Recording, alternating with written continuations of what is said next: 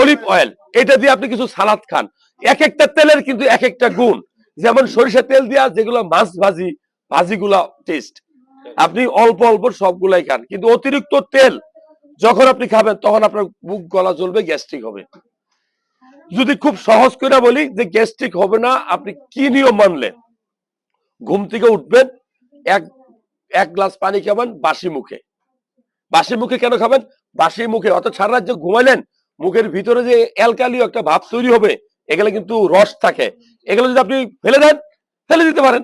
আর যদি পানিতে গিলে ফেলেন, এটার অনেক উপকারী দিক গেছে, অনেক রোগ, অনেকে বলে গবেষণায় বলে 35-36 ধরনের রোগ থেকে আপনি রেহাই পাবেন। আমরা কি খাই?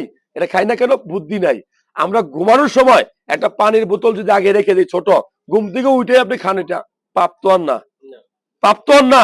আরে আপনি সারাদিন খাচ্ছেন কি? সিগারেট, পুরা মাংস, খারাপ জিনিস, মদ, গাঁজা, ফেন্সিডিল, এখানে অনেকে খাই না আমরা।